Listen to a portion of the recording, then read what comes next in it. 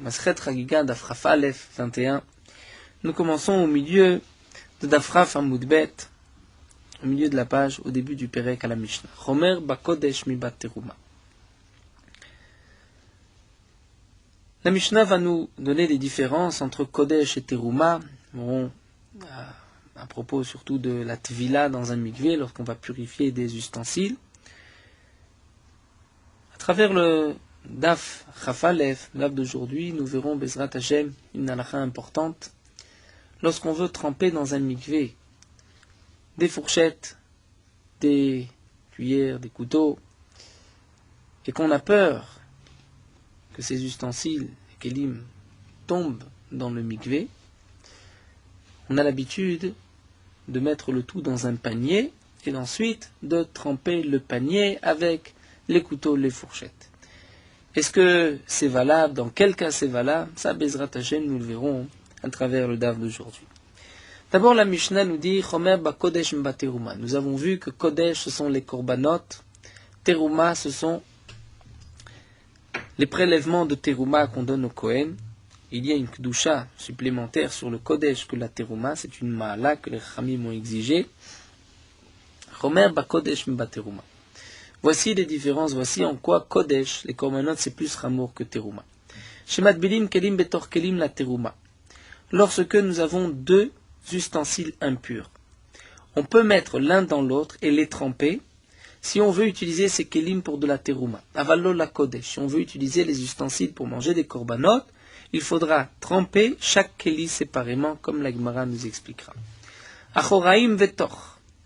Un keli, il y a l'intérieur, le tor, achoraim, l'extérieur, donc qui parfois est utilisé lorsqu'on renverse le keli, ou bet atzvita, et la anse, bat teruma, pour la teruma, avalo ba kodesh, mais pas pour kodesh. C'est-à-dire, nous explique Rashi, si l'extérieur est impur, l'intérieur n'est pas impur. Si la anse est impure, ni l'intérieur ni l'extérieur est impur pour la teruma, c'est-à-dire on considère que chaque côté du keli est un côté en soi, comme un keli en soi. Avalo ba kodesh, mais pas pour kodesh, pour les korbanot. Si l'extérieur est impur, le tout est impur. Il faudra purifier le tout.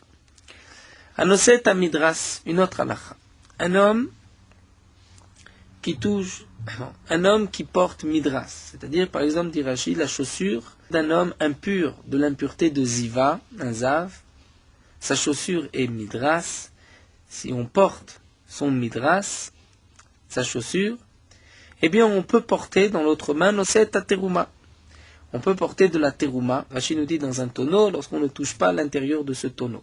Dire on peut d'un côté porter chaussure d'un zav, de l'autre côté de la teruma dans un keli, et la teruma ne deviendra pas impure. Avalo et kodesh. Mais on ne pourra pas porter des korbanot de la même manière. Là aussi, la Gemara nous expliquera la raison. Bigde ochle truma midras la kodesh. Ça, nous avons vu plus haut que les habits de ceux qui mangent la teruma sont considérés comme midras, comme avatuma, l'impureté la plus forte, la kodesh pour ceux qui vont manger des korbanot. Lo ke midata kodesh midata teruma. Ce n'est pas la même chose, les dinim, les mesures pour kodesh, pour les korbanot, que pour la teruma. Lorsqu'on va tremper un keli, il faut faire attention qu'il n'y ait pas de chassissa, c'est-à-dire qu'il n'y ait pas d'impureté qui fasse écran, ou toute chose qui est sur le keli, qui fasse écran entre le mikvé et le keli. Par exemple, Sheba Kodesh, Matir ou Menagev, ou Madbil.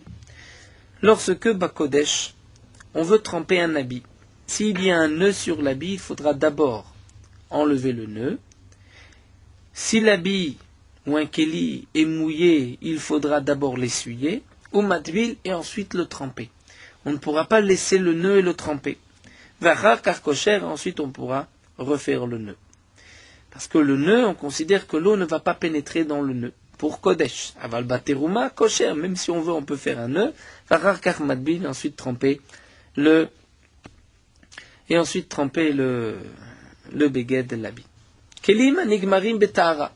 Tout keli, tout ustensile qui a été terminé. Un ustensile ne devient impur que lorsqu'il est terminé. Tant qu'il n'est pas terminé, même si un homme impur le touche, l'ustensile n'est pas impur. Puisque la Torah considère que l'ustensile ne devient impur qu'une fois terminé. Un keli anigmarim betahara qui a été terminé, celui qui a fabriqué le keli est pur et il a fait attention à partir du moment où il terminait le keli de ne pas le mettre en contact avec toute source d'impureté. Malgré tout, si on veut utiliser le keli pour des korbanot, tzrichim tvila la kodesh. Il faut tremper dans un mikvé le keli pour manger des korbanot. Avalo la teruma, mais pas pour la teruma. Encore une chumra ba kodesh plutôt que trouma, keli metzaref ma shebetocho la kodesh. Nous avons dans un ustensile plusieurs morceaux de korbanot, de viande. Un homme impur ou une impureté touche un morceau, ce morceau est impur. Tous les autres morceaux qui se trouvent dans le même keli, même s'ils ne touchent pas le morceau impur, seront impurs, puisque le keli va associer le tout comme si c'était un seul morceau. Avalo la teruma, mais pas pour la teruma. C'est-à-dire le morceau qui a été touché devient rishon. S'il y a à côté d'autre un morceau qui le touche, il devient sheni. S'il y a encore un morceau qui touche le second, le troisième donc devient shlishi, et ça s'arrête là. Mais les autres morceaux ne seront pas impurs. Et le keli n'associe pas le tout. Arevi bakodesh, pasoul. Le quatrième, bakodesh, est pasoul. C'est-à-dire, une source d'impureté touche un homme, cet homme-là devient rishon. Cet homme rishon touche un aliment, l'aliment devient sheni. L'aliment touche un autre aliment, il devient shlishi. Cet aliment shlishi touche un morceau de kodesh, un morceau de korban, eh bien le morceau devient pasoul. Il ne pourra pas communiquer et faire hamishim, il est pasoul, on ne pourra pas le manger. Alors que pour la trouma, on s'arrête à shlishi. Shlishi est pasoul. Et il n'y a pas de rivi.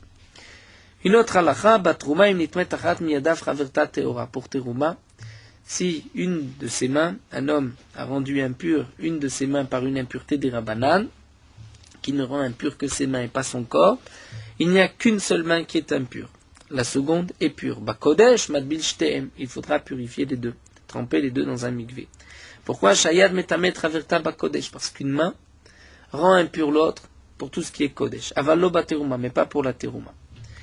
Ochlim neguvim biyadayim mesuavot bateruma. Nous avons déjà vu qu'un aliment, tant qu'il n'a pas été au contact de l'eau, il ne peut pas devenir impur. Lorsqu'il a été au contact de l'eau, même si ensuite il a été essuyé, il a reçu son ircher touma, il est apte à devenir impur. Si une impureté le touche, il deviendra impur. On peut manger des aliments negouvim qui sont secs, c'est-à-dire qui n'ont jamais été mouillés, nous dit Rashi. Ils n'ont jamais été aptes à l'impureté, on peut les manger biyadai, mais suavot avec des mains impures, bateruma c'est de la teruma, puisqu'on ne les rend pas impurs. Avalo bakodesh, mais pas pour ce qui est kodesh, les korbanot, la Gemara nous expliquera. Aonen ou mechusar kippurim. Aonen c'est un homme qui a perdu un proche parent. Ce proche parent n'a pas été encore enterré, mais lui ne l'a pas touché, il n'est pas tamémet, il est juste onen. Ou mechusar kippurim, c'est un homme impur comme un zav qui a terminé ses 7 jours de pureté, mais il doit le lendemain apporter des korbanot. Donc lorsque sont terminés les 7 jours, il attend le lendemain pour apporter ses korbanot, il est appelé mechusar kippurim. Tzrichim tvila la kodesh avalo la teruma. On a l'obligation, après avoir apporté leur korban, de se tremper dans un mikvé pour pouvoir manger du kodesh, mais pas pour la teruma. Le onen, lui, n'a pas de korban, il ira se tremper dans un mikvé, la kodesh avalo la teruma. Voici donc toutes les différences qu'on trouve entre le kodesh et la teruma. Donc la Gemara va nous expliquer cas par cas tout ce que nous avons vu.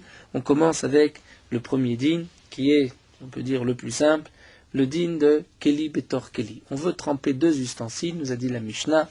Si c'est pour Teruma, on peut tremper l'un dans l'autre. Si c'est pour Kodesh, on ne peut pas. Demande la Gemara, bah Kodesh Maïta Malo, pour quelle raison on ne peut pas?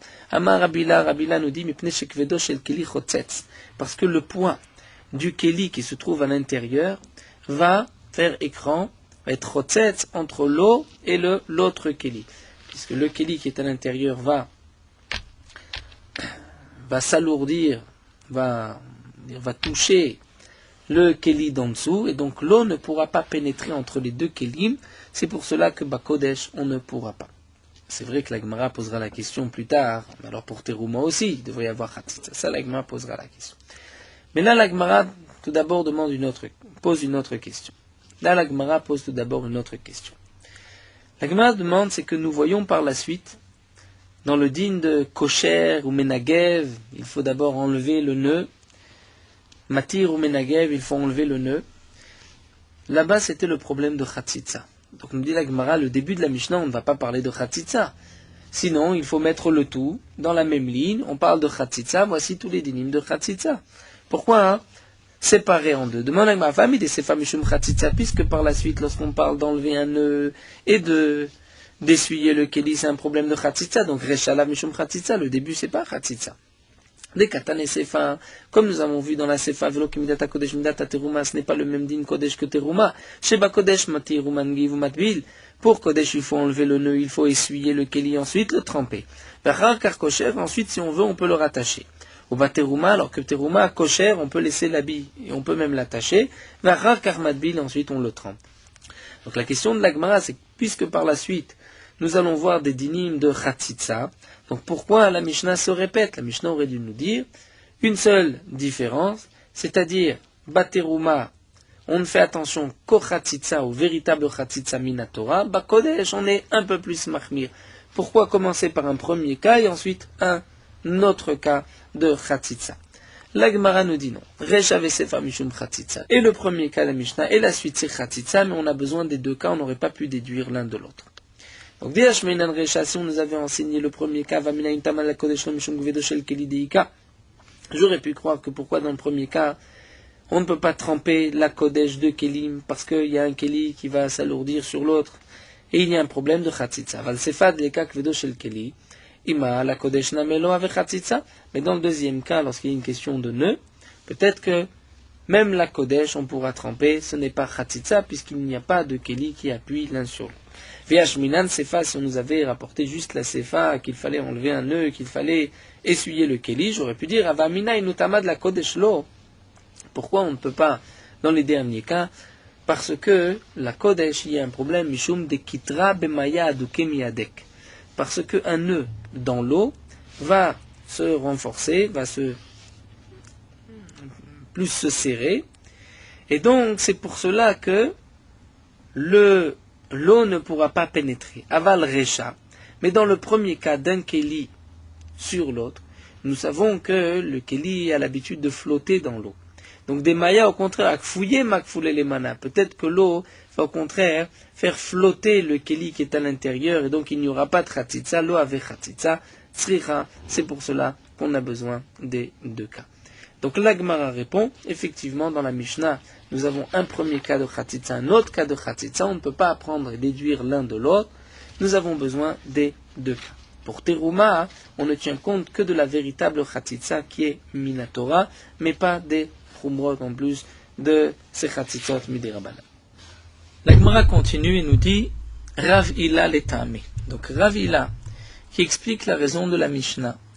Pourquoi on ne peut pas tremper un keli dans un autre? C'est un problème de Khatitsa.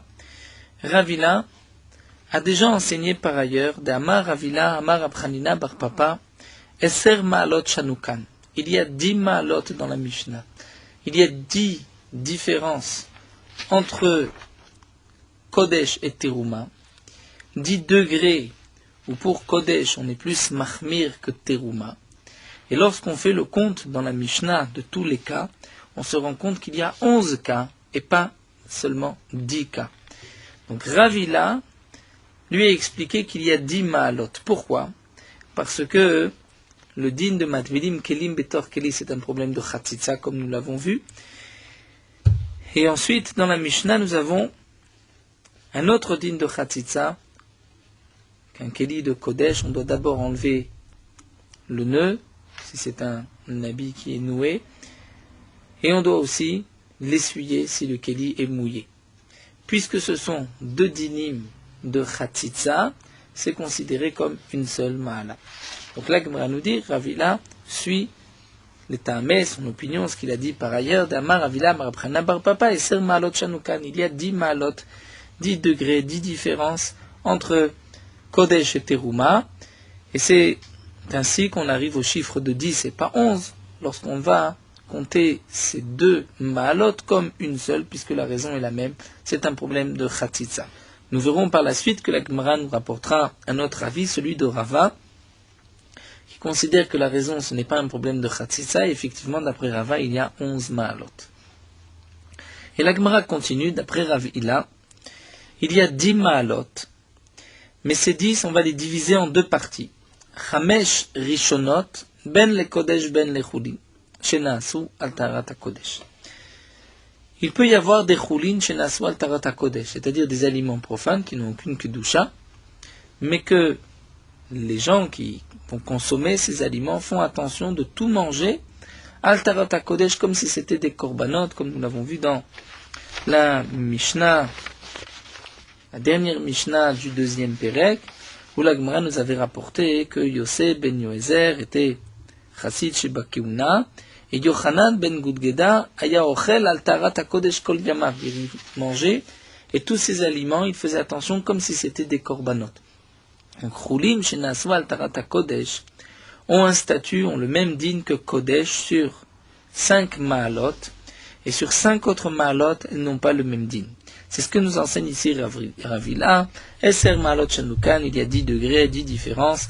Chamesh rishonot ben le kodesh ben chulim, les 5 premières c'est aussi bien pour kodesh des korbanot, ben le chulim shnasot tarata kodesh pour des aliments profanes, mais qu'on tient à garder comme si c'était des korbanot. On devrait appliquer les 5 premières chumrot, alors que acharonot, les 5 dernières, la kodesh, c'est seulement la kodesh pour des korbanot.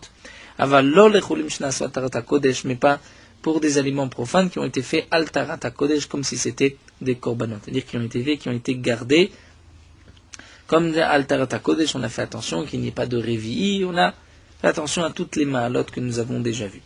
Quelle est la différence entre les 5 premières et les 5 dernières? La Gemara nous dit maïtama chamesh kamaïta deitli utrara detuma mideoraita. Les 5 premières ma'alot, ce sont des ma'alot qui ont une drara detuma mideoraita, c'est-à-dire un lien avec une impureté minatora. C'est-à-dire on peut arriver à une impureté minatora, comme Rashi nous l'explique. Le problème de Khatzitza, c'est vrai qu'ici, il n'y a pas une véritable Khatzitza. C'est une ma'ala, on craint que peut-être le keli va s'alourdir sur le keli extérieur, le keli intérieur va s'alourdir sur le keli extérieur et qu'il y a une Khatzitza. Mais le principe de Khatzitza est en soi un principe minatora. De même, le din de Achoraim Vetor, lorsque le keli est devenu impur de l'extérieur, il n'y a que l'extérieur qui est impur, la terouma, alors que pour Kodesh, tout est impur, là aussi, on peut arriver à une Touma minatora, puisque, comme nous le verrons dans la Gemara plus tard, il s'agit d'une impureté qui est midérabanan, lorsque c'est un liquide qui a touché le keli de l'extérieur. Pourquoi les Chachamim m'ont dit que les liquides vont rendre impur un keli, bien que normalement un keli ne peut être impur que d'une source d'impureté? C'est parce que parfois on trouve un liquide qui est avatuma comme le liquide, c'est-à-dire les urines ou bien le roc, salive, crachat d'un zav ou d'une zava. Nous verrons que ces liquides ont un statut de avatuma, donc il peut y avoir une impureté minatora. Rashi continue avec les 3 autres cas que nous développerons par la suite dans la Gemara. En tout cas, ici la Gemara nous dit les 5 premiers cas, il y a un lien avec une impureté minatora. C'est donc pour cela que ça s'applique aussi bien pour des aliments kodesh, des korbanot ou des chulim shenasu al tarata kodesh. Donc les 5 premiers, des itli udrara, des tuma midoraita, puisqu'il y a un lien avec une impureté minatora, gazobu ou rabanan, les chamim ont fait la xéra, ont décrété ben la kodesh aussi bien pour des aliments kodesh que ben les chulim shenasu al tarata kodesh pour des aliments chulim profanes, mais qu'on a gardé avec tous les dinim de tarata kodesh. Alors que batraïta, c'est-à-dire les 5 dernières ma'alot de la Mishnah, de l'etli udrara, des tuma midoraita, il n'y a pas de drara de tuma, il n'y a pas de lien avec une impureté minatora, ce sont juste des xérot midirabanan. Là, les chachamim n'ont pas été aussi loin dans leur xéra, et on dit gazru beu rabanan la kodesh, mais les chulim shenasu al tarata kodesh lo gazru beu rabanan. Donc, Rav Hila ici fait une différence entre les 5 premières takanot, ma'alot que nous avons vu dans la Mishnah et les 5 dernières. Mais il y en a en tout 10. C'est que, comme nous l'avons vu, d'après Rabbi Hilla, le din de ne pas tremper un keli dans un autre, c'est aussi un problème de chatzitza, et donc ça va ensemble avec la ma'ala qui est chez Bakodesh matir ou menagev. Alors que pour Teruma, kosher v'acharkach matvi. Donc nous avons vu une première explication pourquoi on ne peut pas tremper un keli dans un autre. Comme nous l'a expliqué Rabbi Hilla, on craint qu'il y ait une chatzitza, c'est-à-dire que l'eau ne puisse pas pénétrer entre les deux kelim. Rava va nous donner une autre explication. Rava nous dit Midisefa ve mishum chatzitza, puisque à la suite de la Mishnah on parle de chatzitza, eh bien reshalav mishum chatzitza. Le début de la Mishnah, ce n'est pas un problème de chatzitza, sinon la Mishnah n'avait pas besoin de se répéter. Veresha hainotama. Alors resha, pourquoi on ne peut pas tremper un keli dans un autre? Hainotama, c'est la raison gzera shelo yadbil martim vetzinorot bekeli shen bepiv keshfofer etanot. C'est-à-dire que nous allons voir lorsque nous avons par exemple deux bassins. Un bassin d'eau de pluie, arba'in sea, d'eau kasher, un mikvé, et nous avons à côté un bassin d'eau qui n'est pas de l'eau de pluie, ma'im shuvim, de l'eau qu'on a puisée. On peut par un contact rendre kasher les deux bassins, dire même le deuxième bassin. C'est ce qu'on fait dans beaucoup de mikvaot. Nous avons un mikvé, un bassin où il y a de l'eau de pluie kasher. À côté, c'est de l'eau du robinet, donc ma'im shuvim. Mais il y a une communication entre les deux bassins, et cette communication permet de rendre le bassin de Ma'im Shuvim du robinet un mikvé kasher, à condition que le trou soit suffisamment grand que shfoferet anod. C'est-à-dire que shfoferet anod, comme shfoferet c'est un morceau de roseau, c'est-à-dire un tube de roseau, anod que généralement on fermait une outre de peau avec ce tube, ce morceau de jonc, de roseau. C'est comme nous verrons dans la Gemara Shtei Etzbaot, l'équivalent de 2 doigts qu'on peut tourner facilement dans le trou. Aujourd'hui, on dit que ça correspond à 5 cm de diamètre. Lorsque nous avons un trou qui est rond de 5 cm de diamètre, donc on peut rentrer 2 doigts et les tourner. À ce moment-là, on peut ainsi rendre kasher. C'est une communication qui permet au bassin de Ma'im Shuvim de devenir kasher. Eh bien, nous dit la Gemara de même. Lorsque on veut tremper un keli dans un autre, pour pouvoir tremper un keli, la Gemara va nous donner l'exemple des aiguilles ou des petites fourchettes. Donc on ne veut pas les perdre. C'est difficile de les tremper dans un mikvé. On va les poser dans un autre keli. Parfois on risque de les poser, de les tremper dans un keli qui n'a pas, c'est-à-dire l'ouverture du keli n'est pas suffisamment grande. Il n'y a pas cette shfoferet anod, c'est 2 etzbaot, une ouverture. Et donc, si c'est ainsi, l'eau qui se trouve à l'intérieur du keli n'est plus de l'eau du mikvé. Bien qu'on l'a rempli, le keli, on l'a enfoncé dans l'eau du mikvé, mais ça devient des ma'im shuvim. S'il n'y a pas de contact avec les eaux du mikvé keshfoferet anot, c'est comme 2 bassins qui ne sont pas en contact, l'eau qui se trouve à l'intérieur n'est pas de l'eau du mikvé. Donc Rava nous dit, pourquoi on ne peut pas tremper un keli dans une autre, donc même une casserole dans une autre, pourquoi on ne peut pas? C'est vrai que dans le cas de la casserole, il n'y a pas de problème, puisque ce sont 2 grandes casseroles qui sont bien larges, mais il y a un recherche peut-être gzera chez lo yadbil, pour ne pas que par la suite ils viennent à tremper martine, des aiguilles vetzinoro, des petites fourchettes bekeli dans un ustensile chez en befiv, où il n'y a pas à l'ouverture que shfoferet anod, comme l'équivalent de ce morceau de jonc de roseau, ce tube, kedetnan, comme c'est marqué dans la Mishnah, iruv mikvaot, pour mélanger 2 bassins, et rendre kasher le deuxième, c'est que shfoferet anod, comme le tube anode qui vient boucher l'outre de peau, que ovea, comme l'épaisseur du canet du roseau, du jonc, ou que chalala, mais aussi comme l'intérieur, le creux. C'est-à-dire, nous dit la Gemara, dire deux doigts qui peuvent revenir à leur endroit, c'est-à-dire qu'on peut tourner, donc non pas deux doigts qu'on peut rentrer avec difficulté, mais qu'on peut bien tourner dans les deux sens. Et donc nous dit la Gemara, si on te permet aujourd'hui de tremper un kéli dans un autre, tu risques demain de tremper des petits kélim dans un kéli dont l'ouverture n'est pas suffisamment ouverte, suffisamment large, et à ce moment-là, tu n'as pas trempé les kélim qui se trouvent à l'intérieur de ce fameux kéli.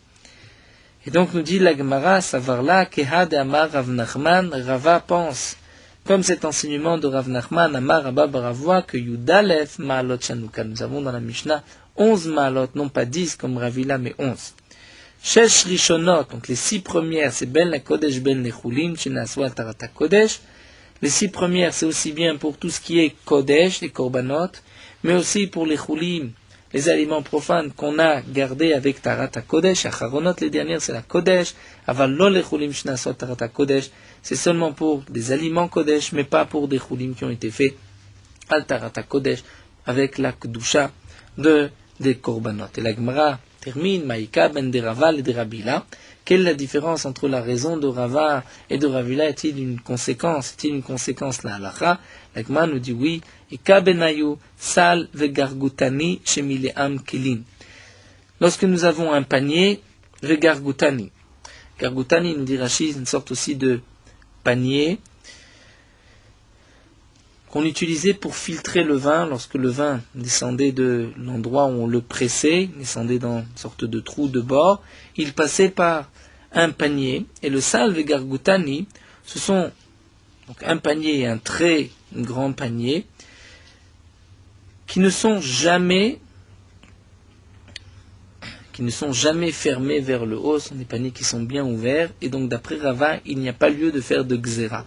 Et donc un tel panier chez Miléan Kelim, on les a remplis de Kelim, Vid Bilam, et on les a trempés. Donc on a trempé le panier aussi. Les mandama mishum chatzitzaïka, d'après Rav Hila qui a dit que le problème, un Keli dans un autre, c'est chatzitza. Il peut y avoir un problème de chatzitza parce que le Keli qui est à l'intérieur va s'alourdir et peut-être que l'eau ne pourra pas passer en dessous.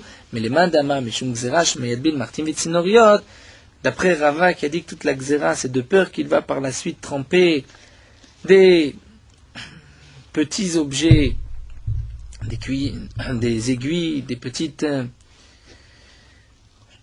fourchettes dans un keli, chez Nbefil Shufret Anot, l'ouverture n'est pas Shufret Anot, et bien nous dit l'agma Salve Gargutani, ces deux paniers, chez Nbefiem, que Shufret Anot Leka, ça n'existe pas des kelim, c'est-à-dire un panier appelé Sal ou Gargutani, dont l'ouverture n'est pas Shufret Anot. Et puisque ça n'existe pas, donc il n'y a pas lieu de faire une gzera. Et tout celui qui me voit tremper des petits kélim d'autres kélim dans un sal, dans un panier, il comprend, c'est parce que l'ouverture est bien large, il ne viendra pas à se tromper. Donc ici, nous dit la Gemara, dans ce cas-là, d'après Rava, c'est permis. C'est effectivement ainsi qu'on a l'habitude, pour revenir à ce que nous avons vu au début, nous avons l'habitude, lorsqu'on trempe des fourchettes, des cuillères dans un panier, donc on fait attention de bien tremper le panier tout entier, c'est-à-dire que le panier soit aussi tout entier recouvert d'eau, afin que le contact entre l'eau qui se trouve dans le panier et le mikvé, c'est bien sûr cette eau qui provient du mikvé mais qui se trouve maintenant dans le panier, soit bien large, qu'il y ait au moins l'ouverture de Shfoferet Anot. Parce que si on ne trempe qu'en partie le panier, un panier qui est troué sur les côtés, mais l'ouverture sur les côtés n'est pas que Shfoferet Anot, et 5 cm sur 5 cm, c'est quand même un trou assez conséquent, bien dans ce cas-là, on risque de ne pas accomplir la mitzvah, de ne pas tremper le keli, étant donné que le panier n'est pas entièrement dans l'eau, donc le contact entre l'eau du mikvé et l'eau qui se trouve maintenant dans le panier est à moins de Shfoferet Anot, et ainsi, si c'est ainsi, donc l'eau qui se trouve dans le panier n'est pas considérée comme de l'eau du mikvé et on n'a pas trempé les kelim. Donc si nous avons un panier, sur les côtés, il y a une ouverture de shvoferet hanor, au moins un trou de 5 cm de diamètre, à ce moment-là, on pourra tremper des kelim, des fourchettes à l'intérieur, même si on n'enfonce pas complètement le panier. S'il n'y a que des petits trous, à ce moment-là, il faut enfoncer le panier. Les poskim nous disent que si le panier n'a pas de fond, il est aussi troué sur le fond, là c'est différent, et que même si il n'y a pas un trou de shvoferet hanor de 5 cm, on pourra même tremper à moitié, étant donné que le fond du panier est aussi troué. On ne considère pas que l'eau qui se trouve à l'intérieur soit maïm shouvi. C'était là pour... Meorot halacha daf chaf alef. Bien que nous avons vu qu'on n'a pas le droit de se raser ou de se couper les cheveux pendant Chol HaMoed, mais nous avons le droit de se couper la moustache, d'égaliser les poils de la moustache, même si il n'est pas gêné au moment de ses repas. La raison, pourquoi y a-t-il une différence entre la moustache et le reste de la barbe et des cheveux? Parce que même si un homme ne se coupe pas la moustache, il ne rentre pas dans la fête ménouval, c'est-à-dire il n'est pas considéré comme mal arrangé pour la fête. Donc puisque de se couper la moustache, c'est s'arranger, c'est pour le corps, c'est pour le besoin de la fête, c'est permis pendant Chol HaMoed. On a le droit aussi de se laver les cheveux, de se peigner les cheveux, de se brosser les cheveux de la tête, même si on risque d'arracher et de faire tomber des cheveux, ce n'est pas considéré comme se couper les cheveux. Un homme qui s'est blessé, pour lui mettre le pansement, on doit lui raser les poils de l'endroit tout autour de la plaie, c'est permis pendant Chol HaMoed, même s'il n'y a pas de pikuach nefesh.